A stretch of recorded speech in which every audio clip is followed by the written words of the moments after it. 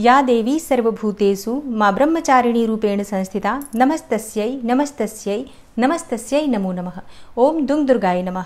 दोस्तों, आज की वीडियो में आपको सुनाने वाली हूँ दुर्गा सप्तशती का दूसरा और तीसरा अध्याय। तो सबसे पहले आप सुनेंगे दूसरा अध्याय और उसके बाद तीसरे अध्याय का पाठ श्रवण करेंगे। और दूसरे अध्याय में देवताओं के तेज से देवी का प्रादुर्भाव और महिषासुर की सेना के वध के बारे में वर्णन किया गया है। तो पाठ सुनने से पहले माँ भगवती जगदम्बा का अपने मन में स्मरण कीजिए। ओम नमः चंडिकाय इस मंत्र का उच्चारण करके भक्तिभाव से इस कथा का श्रवण करते हैं। ऋषि कहते हैं, पूर्व काल में देवताओं और असुरों में पूरे 100 वर्षों तक घोर संग्राम हुआ था। उसमें असुरों का स्वामी महिषासुर था और देवताओं के नायक इंद्र थे। उस युद्ध में देवताओं की सेना महाबली असुरों से परास्त हो गई और संपूर्ण देवताओं को जीतकर महिषासुर इंद्र बन बैठा।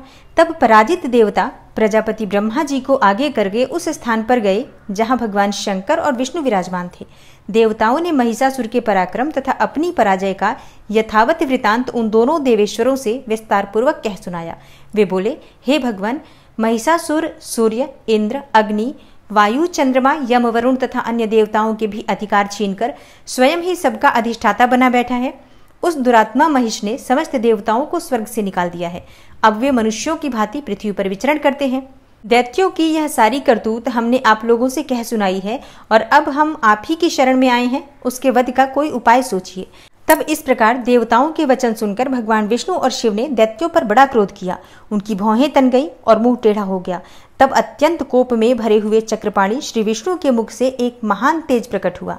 इसी प्रकार ब्रह्मा, शंकर तथा इंद्र आदि अन्यान्य देवताओं के शरीर से भी बड़ा भारी तेज निकला और वह सब मिलकर एक हो गया। महान तेज का वह पुंज जाज्वल्यमान पर्वत सा जान पड़ा। देवताओं ने देखा, वहां उसकी ज्वालाएं संपूर्ण दिशाओं में व्याप्त हो रही थी। संपूर्ण देवताओं के शरीर से प्रकट हुए उस तेज की कहीं तुलना नहीं थी। एकत्रित होने पर वह एक नारी के रूप में परिणत हो गया और अपने प्रकाश से तीनों लोकों में व्याप्त जान पड़ा। भगवान शंकर का जो तेज था उससे उस देवी का मुख प्रकट हुआ। यमराज के तेज से उसके सिर में बाल निकल आए। श्री विष्णु भगवान के तेज से उसकी भुजाएं उत्पन्न हुई। चंद्रमा के तेज से दोनों स्तनों का और इंद्र के तेज से मध्य भाग अर्थात कटि प्रदेश का प्रादुर्भाव हुआ। वरुण के तेज से जंघा, पिंगली और पृथ्वी के तेज से नितंब भाग प्रकट हुआ। ब्रह्मा के तेज से दोनों चरण और सूर्य के तेज से उनकी अंगुलियां हुई। वसुओं के तेज से हाथों की अंगुलियां और कुबेर के तेज से नासिका प्रकट हुई।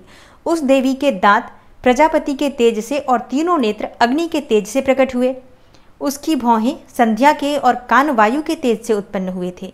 इसी प्रकार अन्यान्य देवताओं के तेज से भी उस कल्याणमयी देवी का आविर्भाव हुआ। तदनंतर समस्त देवताओं के तेज पुंज से प्रकट हुई देवी को देखकर महिषासुर के सताए हुए देवता बहुत प्रसन्न हुए। पिनाकधारी भगवान शंकर ने अपने शूल से एक शूल निकालकर उन्हें दिया। फिर भगवान विष्णु ने भी अपने चक्र से चक्र उत्पन्न करके देवी भगवती को अर्पित किया। वरुण ने भी शंख भेंट किया। अग्नि ने उन्हें शक्ति दी और वायु ने धनुष तथा बाण से भरे हुए 2 तरकश प्रदान किए। सहस्त्र नेत्रों वाले देवराज इंद्र ने अपने वज्र से वज्र उत्पन्न करके दिया और ऐरावत हाथी से उतारकर एक घंटा भी प्रदान किया। यमराज ने कालदंड से दंड, वरुण ने पाश, प्रजापति ने स्फटिकाक्ष की माला तथा ब्रह्मा जी ने कमंडलू भेंट किया। सूर्य ने देवी के समस्त रोमकूपों में अपनी किरणों का तेज भर दिया और काल ने उन्हें चमकती हुई ढाल और तलवार दी। क्षीर समुद्र ने उज्जवल हार तथा कभी जीर्ण न होने वाले 2 दिव्य वस्त्र भेंट किए। साथ ही उन्होंने दिव्य चूड़ामणि, 2 कुंडल, कड़े, उज्जवल अर्धचंद्र, सब बाहुओं के लिए केयूर, दोनों चरणों के लिए निर्मल नुपुर, गले की सुंदर हंसली और सब अंगुलियों में पहनने के लिए रत्नों की बनी अंगूठियां भी दी। और विश्वकर्मा ने उन्हें अत्यंत निर्मल फरसा भेंट किया। साथ ही अनेक प्रकार के अस्त्र और अभेद्य कवच भी दिए। इनके सिवा मस्तक और वक्षस्थल पर धारण करने के लिए कभी न कुम्भलाने वाले कमलों की मालाएं दी। जलधि ने उन्हें सुंदर कमल का फूल भेंट किया। हिमालय ने सवारी के लिए सिंह तथा भांति भांति के रत्न समर्पित किए। धनाध्यक्ष कुबेर ने मधु से भरा पान पात्र दिया तथा संपूर्ण नागों के राजा शेष ने, जो इस पृथ्वी को धारण करते हैं, उन्हें बहुमूल्य मणियों से विभूषित नागहार भेंट दिया। इसी प्रकार अन्य देवताओं ने भी आभूषण और अस्त्र शस्त्र देकर देवी का सम्मान किया। तत्पश्चात उन्होंने बारंबार अट्टहास पूर्वक उच्च स्वर से गर्जना की। उनके भयंकर नाद से संपूर्ण आकाश गूंज उठा। देवी का वह अत्यंत उच्च स्वर से किया हुआ सिंहनाद कहीं समा न सका। आकाश उसके सामने लघु प्रतीत होने लगा। उससे बड़े जोर की प्रतिध्वनि हुई, जिससे संपूर्ण विश्व में हलचल मच गई और समुद्र कांप उठे। पृथ्वी डोलने लगी और समस्त पर्वत हिलने लगे। उस समय देवताओं ने अत्यंत प्रसन्नता के साथ सिंहवाहिनी भवानी से कहा, हे देवी, तुम्हारी जय हो। साथ ही महर्षियों ने भी भक्तिभाव से विनम्र होकर उनका स्तवन किया। संपूर्ण त्रिलोकी को क्षोभग्रस्त देख दैत्यगण अपनी समस्त सेना को कवच आदि से सुसज्जित करके हाथों में हथियार ले सहसा ही उठकर खड़े हो गए। उस समय महिषासुर ने बड़े क्रोध में आकर कहा, आह, यह क्या हो रहा है। फिर वह संपूर्ण असुरों से घिरकर उस सिंहनाद की ओर लक्ष्य करके दौड़ा और आगे पहुंचकर उसने देवी को देखा, जो अपनी प्रभा से तीनों लोगों को प्रकाशित कर रही थी। उनके चरणों के भार से पृथ्वी दबी जा रही थी। माथे के मुकुट से आकाश में रेखा सी खिंच रही थी तथा वे अपने धनुष की टंकार से सातों पातालों को क्षुब्ध किए देती थी। देवी अपनी हजारों भुजाओं से संपूर्ण दिशाओं को आच्छादित करके खड़ी थी। तदनंतर उनके साथ दैत्यों का युद्ध छिड़ गया और नाना प्रकार के अस्त्र शस्त्रों के प्रहार से संपूर्ण दिशाएं उद्भासित होने लगी। चिक्षुर नामक महान असुर महिषासुर का सेना नायक था। वह देवी के साथ युद्ध करने लगा और अन्य दैत्यों की चतुरंगिणी सेना साथ लेकर चामर भी लड़ने लगा। 60,000 रथियों के साथ आकर उदग्र नामक महादैत्य ने लोहा लिया। 1 करोड़ रथियों को साथ लेकर महाहनु नामक दैत्य युद्ध करने लगा, जिसके रोए तलवार के समान तीखे थे। वह असिलोमा नाम का महादैत्य 5 करोड़ रथी सैनिकों सहित युद्ध में आ डटा। 60 लाख रथियों से घिरा हुआ बास्कल नामक दैत्य भी उस युद्ध भूमि में लड़ने लगा। परिवारित नामक राक्षस हाथी सवार और घुड़सवारों के अनेक दलों तथा 1 करोड़ रथियों की सेना लेकर युद्ध करने लगा। विडाल नामक दैत्य 5 अरब रथियों से घिरकर लोहा लेने लगा। इनके अतिरिक्त और भी हजारों महादैत्य रथ, हाथी और घोड़ों की सेना साथ साथ लेकर वहां देवी के साथ युद्ध करने लगे। और स्वयं महिषासुर उस रणभूमि में कोटि कोटि सहस्त्र रथ, हाथी और घोड़ों की सेना से घिरा हुआ खड़ा था। वे दैत्य देवी के साथ तोमर, भिंदीपाल, शक्ति, मूसल, खड्ग, परशु और पट्टिस आदि अस्त्र शस्त्रों का प्रहार करते हुए युद्ध कर रहे थे। कुछ दैत्यों ने उन पर शक्ति का प्रहार भी किया। कुछ लोगों ने पाश फेंके तथा कुछ दूसरे दैत्यों ने खड्ग प्रहार करके देवी को मार डालने का उद्योग किया। तब देवी ने भी क्रोध में आकर खेल खेल में ही अपने अस्त्र शस्त्रों की वर्षा करके दैत्यों के वे समस्त अस्त्र शस्त्र काट डाले। उनके मुख पर परिश्रम या थकावट का रंच मात्र भी चिन्ह नहीं था।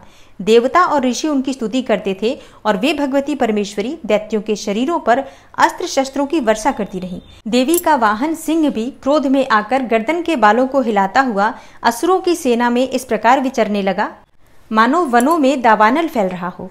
रणभूमि में दैत्यों के साथ युद्ध करती हुई अंबिका देवी ने जितने निश्वास छोड़े, वे सभी तत्काल सैकड़ों हजारों गणों के रूप में प्रकट हो गए और परशु, भिंदीपाल, खड्ग तथा पट्टिस आदि अस्त्रों द्वारा असुरों का सामना करने लगे। देवी की शक्ति से बढ़े हुए वे गण असुरों का नाश करते हुए नगाड़ा और शंख आदि बजाने लगे। उस संग्राम महोत्सव में कितने ही गण मृदंग बजा रहे थे। तदनंतर देवी ने त्रिशूल से, गदा से, शक्ति की वर्षा से और खड्ग आदि से सैकड़ों महादैत्यों का संहार कर डाला और कितनों को घंटे के भयंकर नाद से मूर्छित करके मार गिराया। बहुतेरे दैत्यों को पाश से बांधकर धरती पर घसीटा।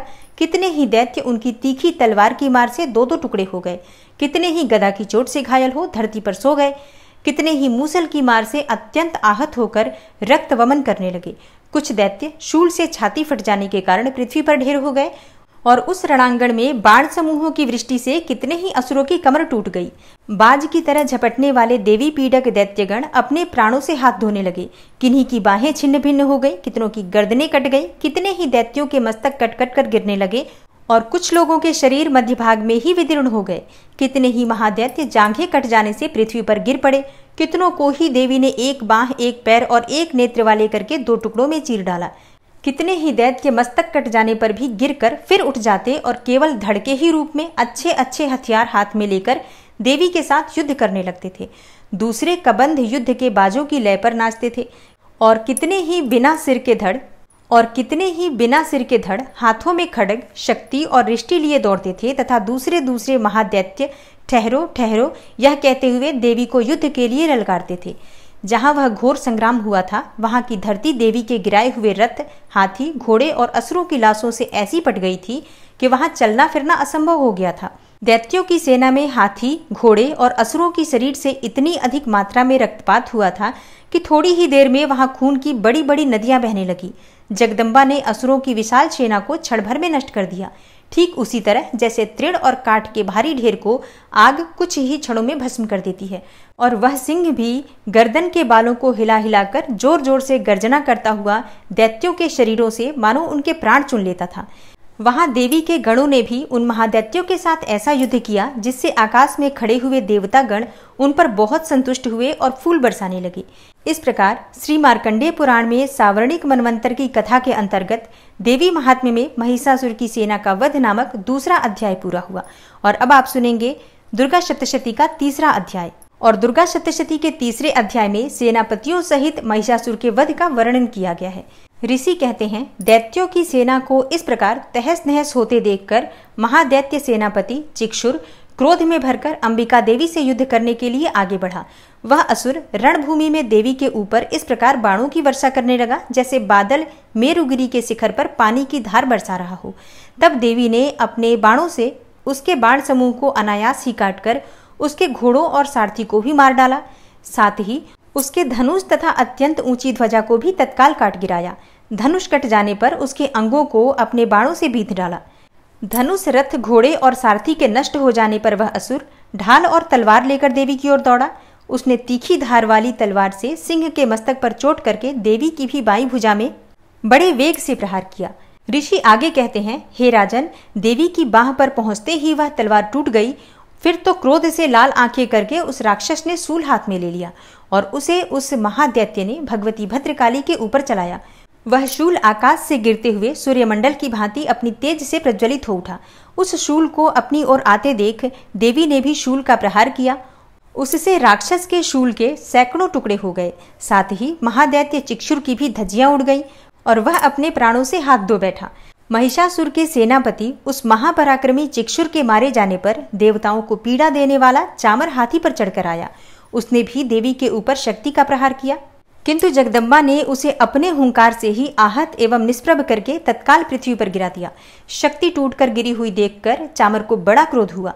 अब उसने शूल चलाया, किंतु देवी ने उसे भी अपने बाणों द्वारा काट डाला।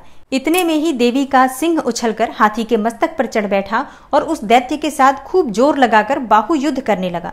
वे दोनों लड़ते लड़ते हाथी से पृथ्वी पर आ गए और अत्यंत क्रोध में भरकर एक दूसरे पर बड़े भयंकर प्रहार करते हुए लड़ने लगे। तदनंतर सिंह बड़े वेग से आकाश की ओर उछला और उधर से गिरते समय अपने पंजों की मार से चामर का सिर धड़ से अलग कर दिया। इसी प्रकार उद्दग्र भी शिला और वृक्ष आदि की मार खाकर रणभूमि में देवी के हाथों से मारा गया तथा कराल भी दांतों, मुक्कों और थप्पड़ों की चोट से धराशायी हो गया। क्रोध में भरी हुई देवी ने गदा की चोट से उद्धत का कचूमर निकाल डाला। भिंदीपाल से वाष्कल को तथा बाणों से ताम्र और अंधक को मौत के घाट उतार दिया। 3 नेत्रों वाली परमेश्वरी ने त्रिशूल से उग्रास्य, उग्रवीर्य तथा महाहनु नामक दैत्य को मार डाला और तलवार की चोट से विडाल के मस्तक को धड़ से काट गिराया। दुर्धर और दुर्मुख इन दोनों को भी अपने बाणों से यमलोक भेज दिया। इस प्रकार अपनी सेना का संहार होता हुआ देखकर महिषासुर ने भैंसे का रूप धारण करके देवी के गणों को त्रास देना आरंभ किया।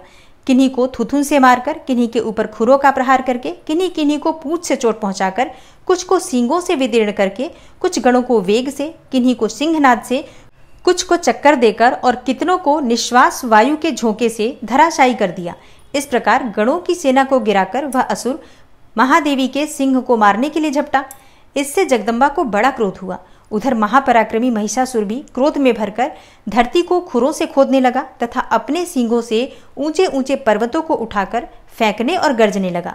उसके वेग से चक्कर देने के कारण पृथ्वी क्षुब्ध होकर फटने लगी और उसकी पूंछ से टकराकर समुद्र सब ओर से धरती को डुबोने लगा। हिलते हुए सींगों के आघात से विदीर्ण होकर बादलों के टुकड़े टुकड़े हो गए। उसके श्वास के प्रचंड वायु के वेग से उड़े हुए सैकड़ों पर्वत आकाश से गिरने लगे। इस प्रकार क्रोध में भरे हुए उस महादैत्य को अपनी ओर आते देखकर चंडिका ने उसका वध करने के लिए महान क्रोध किया। उन्होंने पाश फेंककर उस महान असुर को बांध लिया। उस महासंग्राम में बंध जाने पर उसने भैंसे का रूप त्याग दिया और तत्काल सिंह के रूप में प्रकट हो गया। उस अवस्था में जगदम्बा ज्यों ही उसका मस्तक काटने के लिए उद्यत हुई, त्यों ही वह खड्गधारी पुरुष के रूप में दिखाई देने लगा। तब देवी ने तुरंत ही बाणों की वर्षा करके ढाल और तलवार के साथ उस पुरुष को भी बींध डाला। इतने में ही वह महान गजराज के रूप में परिणत हो गया तथा अपनी सूंड से देवी के विशाल सिंह को खींचने और गर्जने लगा। खींचते समय देवी ने तलवार से उसकी सूंड काट डाली। तब उस महादैत्य ने पुनः भैंसे का शरीर धारण कर लिया और पहले की ही भांति चराचर प्राणियों सहित तीनों लोकों को व्याकुल करने लगा। तब क्रोध में भरी हुई जगन्माता चंडिका बारंबार उत्तम मधु का पान करने लगी और लाल आंखें करके हंसने लगी। उधर वह बल और पराक्रम के मद से उन्मत्त हुआ राक्षस गर्जने लगा और अपने सींगों से चंडी के ऊपर पर्वतों को फेंकने लगा। उस समय देवी अपने बाणों के समूहों से उसके फेंके हुए पर्वतों को चूर्ण करती हुई बोली। बोलते समय उनका मुख मधु के मद से लाल हो रहा था और वाणी लड़खड़ा रही थी। देवी ने कहा, ओ मूढ़, मैं जब तक मधु पीती हूँ तब तक तू क्षण भर के लिए खूब गर्ज ले। मेरे हाथ से यहीं तेरी मृत्यु हो जाने पर अब शीघ्र ही देवता भी गर्जना करेंगे। ऋषि कहते हैं, यो कहकर देवी उछली और उस महादैत्य के ऊपर चढ़ गई। फिर अपने पैर से उसे दबाकर उन्होंने शूल से उसके कंठ में आघात किया।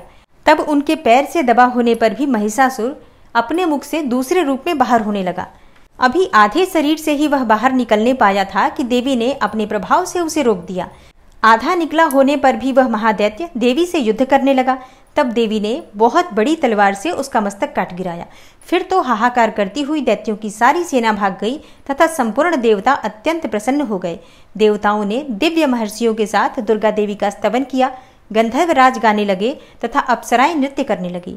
इस प्रकार श्री मार्कंडेय पुराण में सावर्णिक मनवंतर की कथा के अंतर्गत देवी महात्म्य में महिषासुर वध नामक तीसरा अध्याय पूरा हुआ। ओम नमः चंडिकायै। और अब आप सुनेंगे माँ दुर्गा की आरती।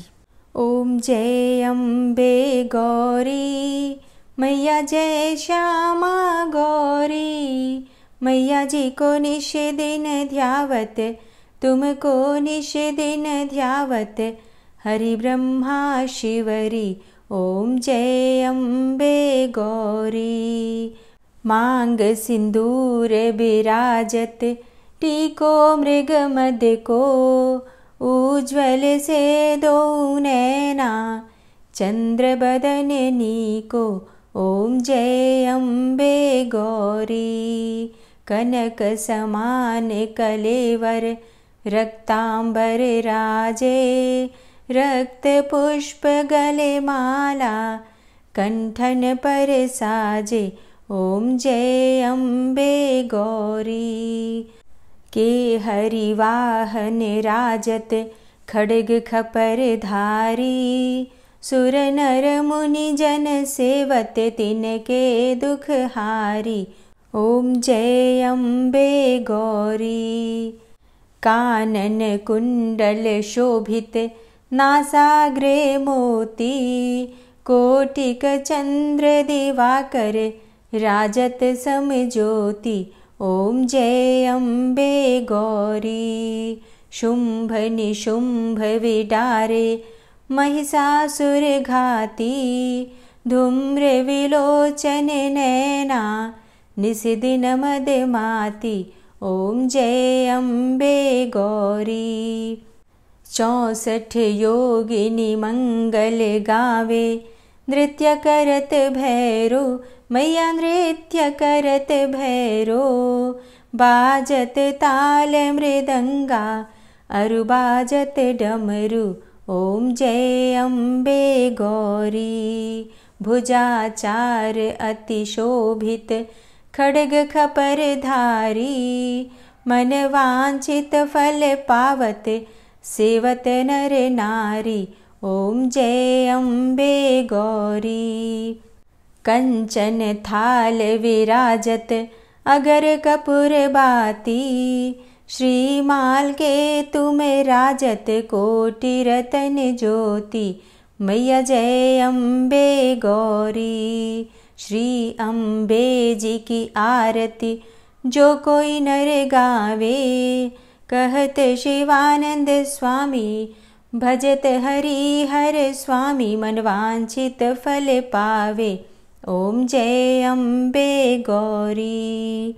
जय अम्बे गौरी मैया, जय श्यामा गौरी मैया जी को निश दिन ध्यावत, तुमको निश दिन ध्यावत, हरि ब्रह्मा शिवरी। ओम जय अम्बे गौरी। ओम जय अम्बे गौरी, मैया जय श्यामा गौरी। माँ की आरती करने के बाद क्षमा प्रार्थना ज़रूर करनी चाहिए। तो दोनों हाथ जोड़कर माँ से क्षमा प्रार्थना करते हैं। हे परमेश्वरी, मेरे द्वारा दिन रात बहुत से अपराध होते रहते हैं। मुझे अपना दास समझकर मेरे उन अपराधों को आप कृपापूर्वक क्षमा करिए।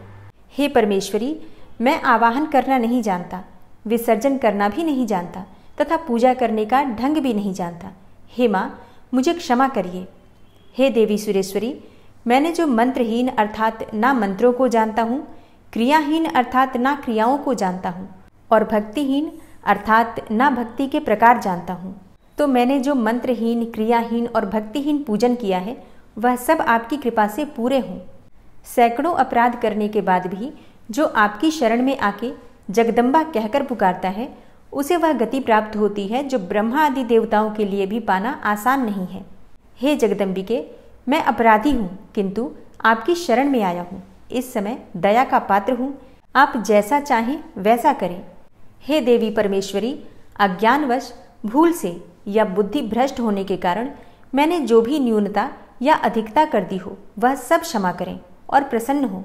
हे सच्चिदानंद स्वरूपा परमेश्वरी, जगन माता कामेश्वरी, आप प्रेम पूर्वक मेरी यह पूजा स्वीकार करें और मुझ पर प्रसन्न रहें। हे देवी सुरेश्वरी, आप गोपनीय से भी गोपनीय वस्तु की रक्षा करने वाली हैं। मेरे निवेदन किए हुए इस जप को ग्रहण करिए। आपकी कृपा से मुझे सिद्धि की प्राप्ति हो। इस प्रकार क्षमा प्रार्थना मंत्र के पाठ से दुर्गा माता आपके जाने अनजाने में हुए सारे अपराधों को क्षमा करेंगी और उनकी कृपा सदैव आपके ऊपर बनी रहेगी।